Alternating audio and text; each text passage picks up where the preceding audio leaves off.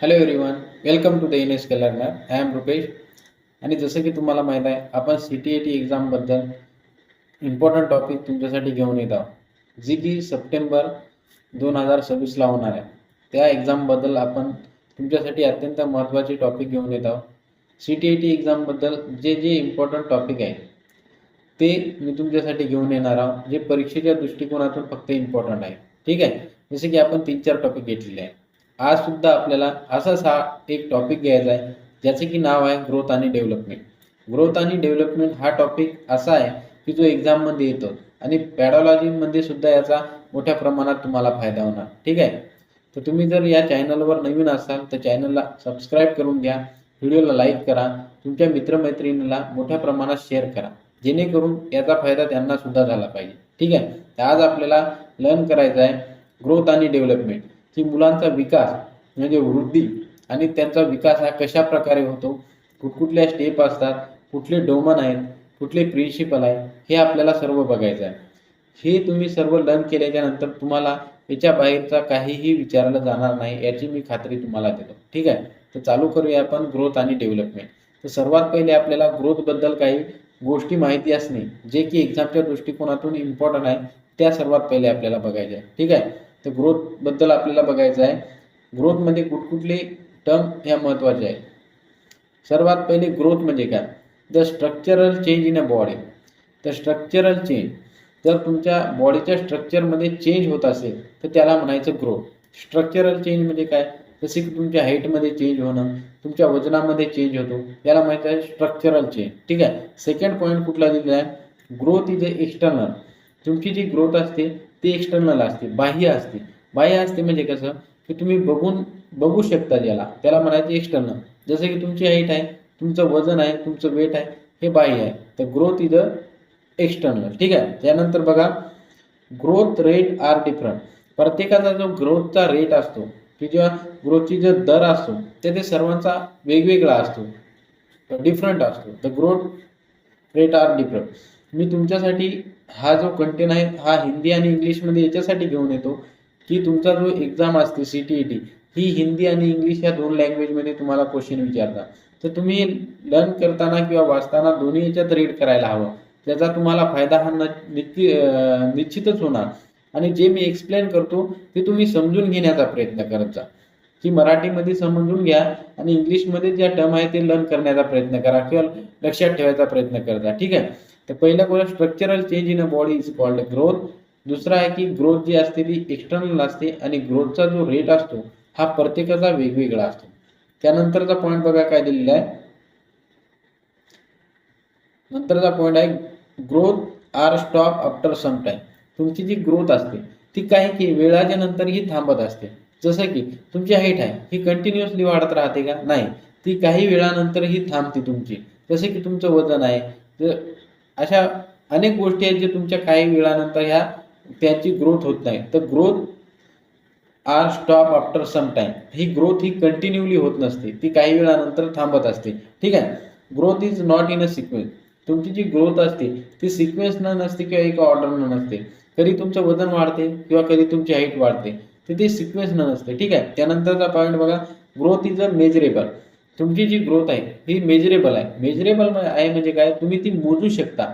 मोजू शकता म्हणजे काय? तुमची हाईट, जसं की तुमची हाईट आहे, हाईट तुम्ही मोजू शकता की तुमची 5 फूट हाईट आहे, 5.5 आहे, 6 आहे, ही मेजरेबल आहे. तुमची जी वेट आहे हे सुद्धा मेजरेबल आहे, तुम्ही मोजू शकता. 45 किलो आहे, 70 किलो आहे, किती आहे ते तुम्ही मोजू शकता. तर ग्रोथ जी आहे ही मेजरेबल आहे. ठीक आहे. त्यानंतर बघा, ग्रोथ इज क्वांटिटेटिव्ह. तुमची जी ग्रोथ आहे क्वांटिटेटिव्ह आहे. हा पॉईंट परीक्षेच्या दृष्टिकोनातून अत्यंत महत्त्वाचा आहे. ग्रोथ इज अ क्वांटिटेटिव्ह, हे लर्न ठेवा तुम्ही. ग्रोथ ही तुमची क्वांटिटेटिव्ह आहे. हिंदीत त्याला काय म्हणायचं? मात्रात्मक. तुमची जी वृद्धी असते ती मात्रात्मक असते. मात्रात्मक म्हणजे काय? ज्याला तुम्ही संख्येत मोजू शकता. जसे की तुमची हाईट आहे, तुम्ही संख्येत सांगू शकता. जसे की तुमचं वजन आहे, वेट आहे, हे संख्येत सांगू शकता. ज्याला म्हणायचं क्वांटिटेटिव्ह म्हणजे मात्रात्मक. ज्याला तुम्ही संख्येत सांगू शकता त्याला म्हणायचं मात्रात्मक. ठीक आहे. The growth is a biological process. Growth ही एक बायोलॉजिकल प्रोसेस सुद्धा आहे. ठीक आहे. त्यानंतरचा पॉईंट काय दिलेला आहे बघा, ग्रोथ स्क्रुटनी. ग्रोथ स्क्रुटनी काय असते की तुमच्या बॉडी, तुमच्या वेटमध्ये आणि तुमच्या हाईटमध्ये जर रॅपिडली चेंज होत असेल, रॅपिडली चेंज किंवा इन्क्रीज होत असेल तुमची हाईट किंवा बॉडी, त्याला म्हणायचं ग्रोथ स्क्रूट. ठीक आहे. त्यानंतरचा बघा factor affecting growth.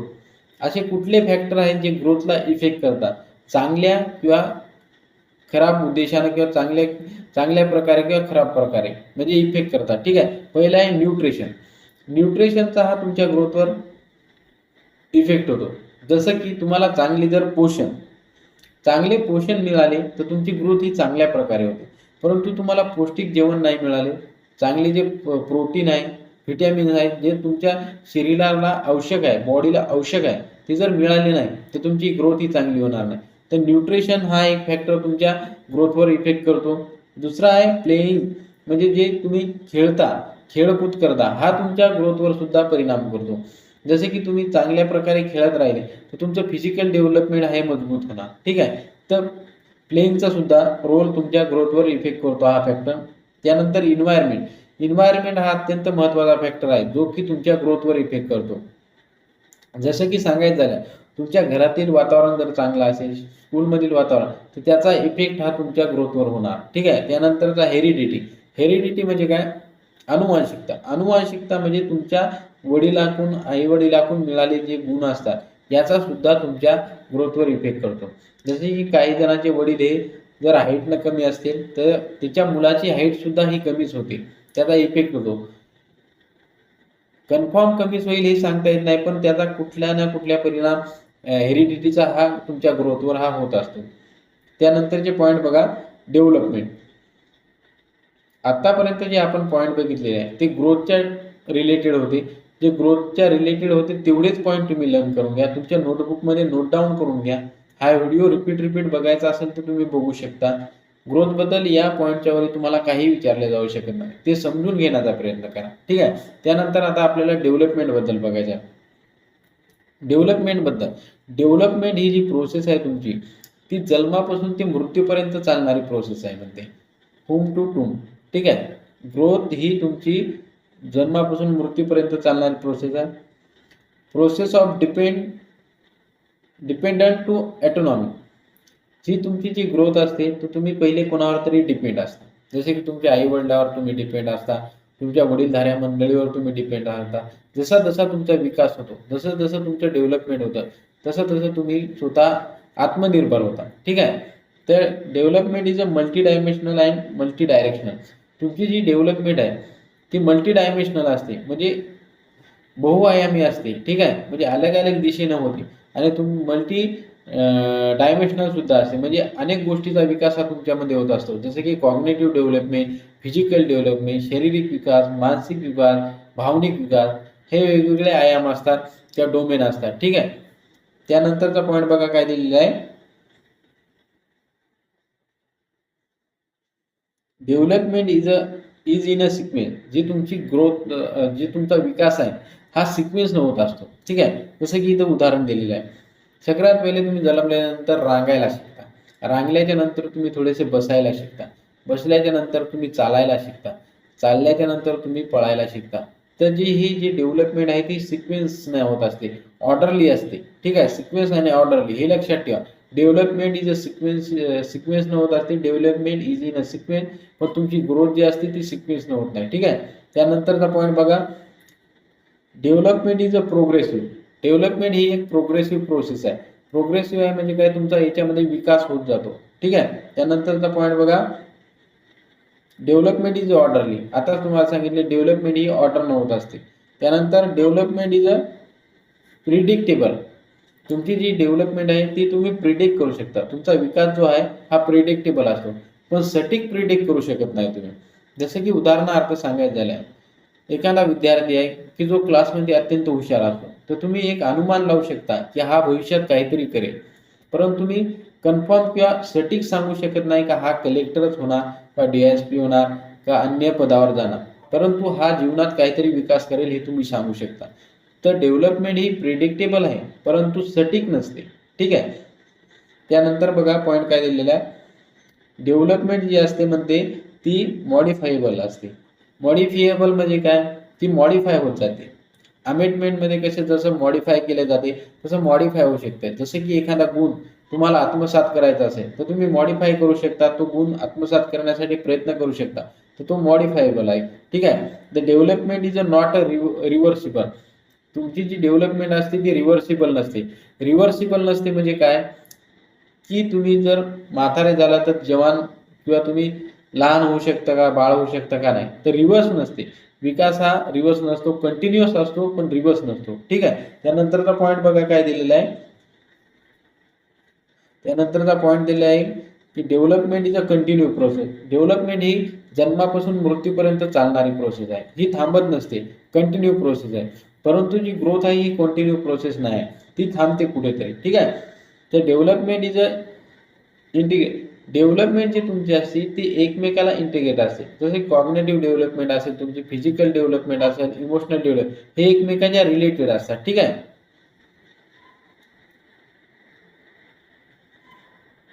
The development is internal आणि एक्सटर्नल. तुमची जी डेव्हलपमेंट आहे, ग्रोथ कशी असते एक्सटर्नल, परंतु डेव्हलपमेंट इज इंटरनल आणि एक्सटर्नल. डेव्हलपमेंट ही आंतरिक आणि बाह्य दोन्ही प्रकारे असते. इंटरनल म्हणजे काय, की तुमचा जो विकास आहे तो इंटरनल सुद्धा होतो. जसा की तुमचा भावनिक विकास झाला, तुमचं चिंतन झालं, हे इंटरनल झालं. ठीक आहे. तर डेव्हलपमेंट एक्सटर्नल आणि इंटरनल दोन्ही सुद्धा आहे आणि ग्रोथ ही फक्त एक्सटर्नल आहे. त्यानंतर नंतरचा पॉईंट काय दिलेला आहे तुम्हाला, the development is a quantitative and qualitative. तुमचा जो ग्रोथ होती ती फक्त क्वांटिटेटिव्ह होती, परंतु डेव्हलपमेंट हे क्वांटिटेटिव्ह आणि क्वालिटेटिव्ह दोन्ही सुद्धा आहे.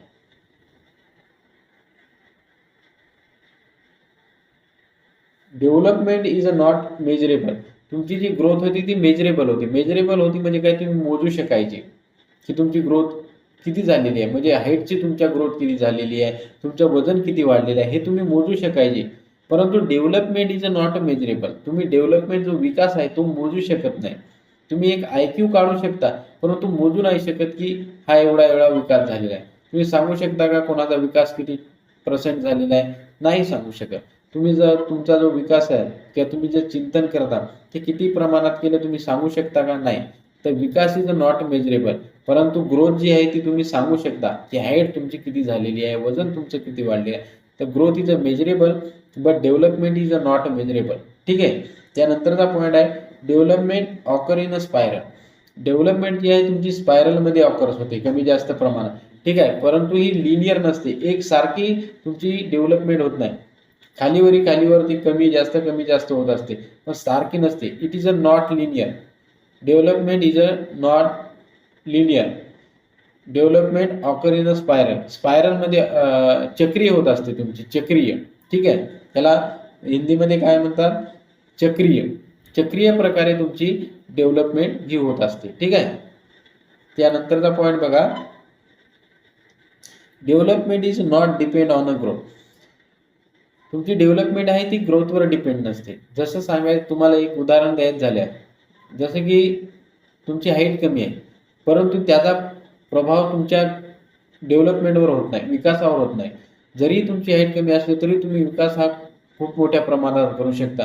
किंवा तुम्हाला एक आजार आहे किंवा तुमची हाईट कमी आहे किंवा वजन कमी आहे, जर तुमची ग्रोथ जरी कमी असली किंवा ग्रोथचा कुठल्याही प्रकारे परिणाम हा डेव्हलपमेंटवर होत नसतो. ठीक आहे. त्यानंतर बघा, development depend on the heredity and environment. परंतु डेव्हलपमेंट ही हेरिडिटी अँड एन्व्हायरमेंटवर ही डिपेंड असते. हेरिडिटी म्हणजे काय, जर अनुवांशिकता. अनुवांशिकतातून काही गुण तुमच्या अंगात येत असतात, चांगले वाईट प्रमाणात. चांगले गुण आले तर तुमची चांगली डेव्हलपमेंट होणार, खराब गुण आले तर त्याचा परिणाम तुमच्या विकासावर हा निश्चितच होणार.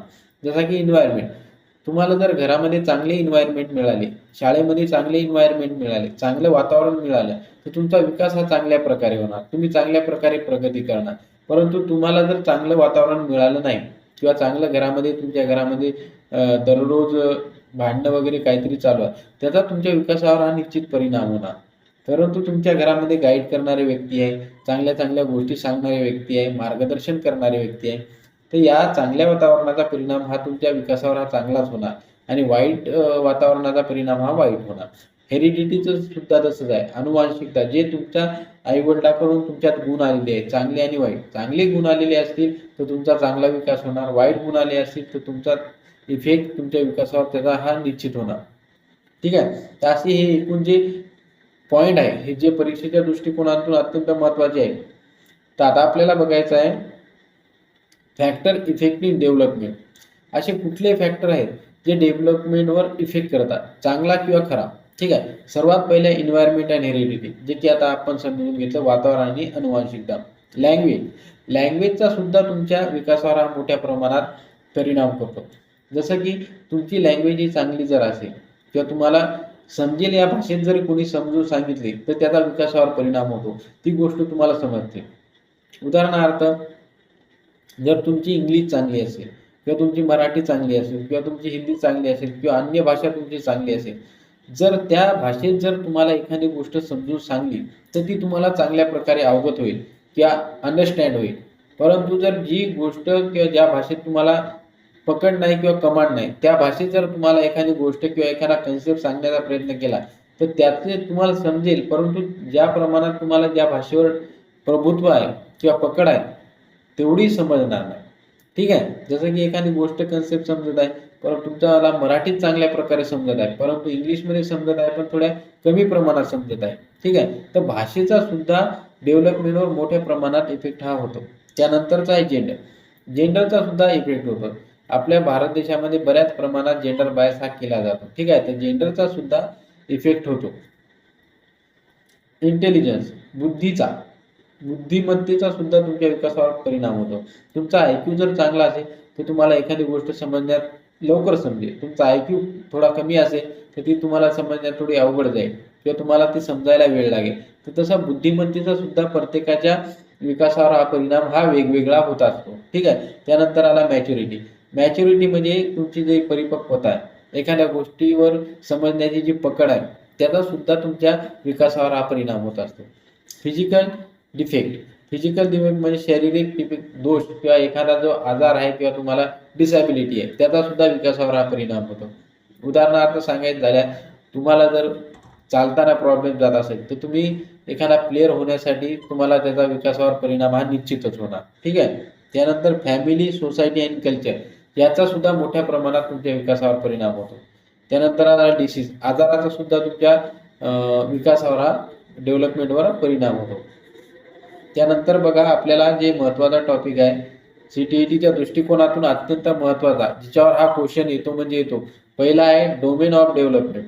जे डेव्हलपमेंटचे आयाम आहेत ते आपल्याला शिकायचे आहे. पहिला कुठला आहे? Physical development. तुमचं फिजिकल डेव्हलपमेंट म्हणजे काय? तुमची शरीर सृष्टी ही चांगली होणे, मोटार स्किल, तुमची मोटार डेव्हलपमेंट ही चांगल्या प्रकारे होणं म्हणजे फिजिकल डेव्हलपमेंट. जसं की द ग्रोथ ऑफ बॉडी, तुमच्या बॉडीची ग्रोथ ही चांगल्या प्रकारे होणे, ब्रेनची ग्रोथ ही चांगल्या प्रकारे होणे, मोटार स्किलची ग्रोथ होणे, ॲबिलिटी ऑफ स्पीक याची ग्रोथ चांगल्या प्रकारे जर झाली तर फिजिकल डेव्हलपमेंट ही चांगल्या प्रकारे तुमची होणार. नेक्स्ट कुठलं डोमेन दिलेलं आहे तुम्हाला? नेक्स्ट बघा, मोटार डेव्हलपमेंट हे फिजिकल डेव्हलपमेंटचा एक पार्ट आहे, ज्याच्यामध्ये दोन टाईप पडतात. एक पडतो की फाईन मोटार स्किल मध्ये काय होतं बघा, फाईन मोटार स्किल मध्ये काय, ज्याच्यामध्ये की तुमच्या मसलचा हा कमी यूज होतो म्हणजे काय, जसं की रायटिंग करताना फक्त तुमच्या फिंगरचा किंवा हाताचा यूज होतो. जसं की कटिंग द पेपर, एखादा पेपर कट करत असाल किंवा कात्रण करत असाल तर तुमच्या मसलचा कमी यूज होतो. त्यानंतर दिलेलं आहे कलरिंग, पेंटिंग कलर करत असाल तर कमी मसलचा यूज होतो. ठीक आहे. जर तुमच्या मसलचा कमी यूज होत असेल तर fine motor skill. Gross motor skill म्हणजे काय, की तुमच्या मसलचा जास्ती प्रमाणात यूज होत आहे. जसं की स्विमिंग करताना तुम्हाला पायाचा सुद्धा यूज करावा लागते, हाताचा सुद्धा, म्हणजे मसलचा जास्त यूज होत आहे. त्यानंतर सायकलिंग, पायाचा सुद्धा यूज, हाताचा सुद्धा यूज. ठीक आहे. त्यानंतर तुम्हाला पळताना, रनिंग, उड्या मारताना जर मसलचा तुमच्या जास्त यूज होत असेल तर क्रॉस मोटर स्किल, आणि जर कमी यूज होत असेल तर फाईन मोटर स्किल. ठीक आहे. त्यानंतर बघा तुम्हाला काय दिलेलं आहे, विकासचा तिसरा डोमेन दिलेला आहे, domain of development, cognitive development म्हणजे काय, तुमचा मानसिक विकास होणे किंवा चिंतन प्रक्रिया. ठीक आहे. Understanding the power, thinking and ability to solve the problem.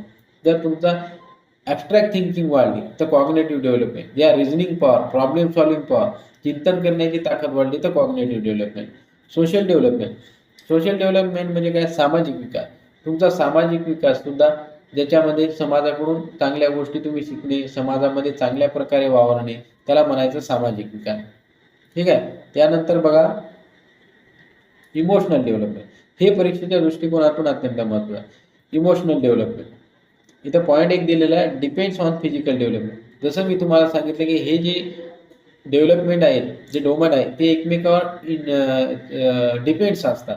जसं की इमोशनल डेव्हलपमेंट म्हणजे काय, तुम्हाला उदाहरणार्थ सांगायचं झालं, तुम्ही एखाद्या इम्पॉर्टंट कामासाठी जात आहे किंवा मीटिंगला जात आहे किंवा एखाद्या पेपरला जात आहे. पेपरला जाताना किंवा मीटिंगला जाताना तुमचे रस्त्यामध्ये कोणासोबत तरी भांडण झाले. ती मीटिंग तुमच्या जीवनामध्ये अत्यंत महत्त्वाची आहे. जसे की तुमची परीक्षा आहे, ती जीवनामध्ये तुमची अत्यंत महत्त्वाची आहे, जे तुमचं करिअर घडवणार आहे. तर तुम्ही तिथे त्या व्यक्तीसोबत भांडणं करणार की समोर निघून जाणार. जर तुमचं इमोशनल डेव्हलपमेंट झाला असेल तर तुम्ही इथं भावनेच्या भरात न पडता त्या व्यक्तीला इग्नोर करून किंवा सॉरी म्हणून तुम्ही तुमच्या परीक्षेला जाणार किंवा तुम्ही ऑफिसच्या कामाला जाणार, ना की तिथे तुम्ही त्यांच्यासोबत भांडणं करणार. जर भांडणं केली तर तुमचं इमोशनल डेव्हलपमेंट झालं नाही. कारण की कुठली गोष्ट तुमच्यासाठी चांगली आहे हे इमोशनल डेव्हलपमेंटच्या आधारावर तुम्हाला तिथे ठरवावं लागेल. ठीक आहे. तर इमोशनल डेव्हलपमेंट होणे खूप महत्त्वाचे आहे. मॉरल डेव्हलपमेंट म्हणजे काय, नैतिक विकास. तुमचा नैतिक विकास म्हणजे काय, नैतिकता म्हणजे काय, की तुम्हाला चांगली गोष्ट कोणती आहे आणि खराब गोष्ट कोणती आहे, कुठली गोष्ट बरोबर आहे, कुठली गोष्ट चुकीची आहे, याच्यातील फरक समजणे म्हणजे मॉरल डेव्हलपमेंट. ठीक आहे. इथं जसं की सांगायचं झालं, हे विद्यार्थ्याला एका मदत कराय, उदाहरणार्थ सांगायचं झालं, कोणाला जर गरज असेल, एखाद्या व्यक्तीला जर तुमच्यासमोर गरज आहे किंवा भूक लागली, तर त्याला जर तुम्ही 2 रुपये किंवा 5 रुपये दिले की जा जेवण कर किंवा त्याला जेवू घालणे, याला म्हणायचं नैतिक म्हणजे मॉरल डेव्हलपमेंट. ही तुमची नैतिक जिम्मेदारी आहे की तुम्ही त्याला मदत केली. ठीक आहे. तर मॉरल डेव्हलपमेंट. लँग्वेज डेव्हलपमेंट म्हणजे काय, भाषा विकास. तुमचा भाषा विकास चांगल्या प्रकारे होणार. जसे की लहान असताना तुमचा सर्वात जास्त हा भाषा विकास होत असतो. फॅमिली जी असते तुमची, जर सोशल आणि कल्चरचा जर तुमच्यावर चांगल्या प्रकारे भाषेचा प्रभाव पडला तर तुमचा भाषा विकास ही चांगल्या प्रकारे होणार. ठीक आहे. त्यानंतरचा पॉईंट बघा कुठला दिला आहे, ते एकूण जे आपण डोमेन बघितलेले आहे हे अत्यंत परीक्षेच्या दृष्टिकोनातून इम्पॉर्टंट आहे. हे तुम्ही चांगल्या प्रकारे समजून घ्या. ठीक आहे. आता आपल्याला बघायचं आहे प्रिन्सिपल ऑफ डेव्हलपमेंट. डेव्हलपमेंटचे प्रिन्सिपल कुठले आहे. तर सर्वात पहिला प्रिन्सिपल जो परीक्षेच्या दृष्टिकोनातून अत्यंत महत्त्वाचा आहे, principle of direction. Principle of डायरेक्शनमध्ये काय असतो की तुमचा विकास कशा दिशेने होतो. ठीक आहे. तर पहिला त्याच्यामध्ये ए आहे, सेफेलोपोडल.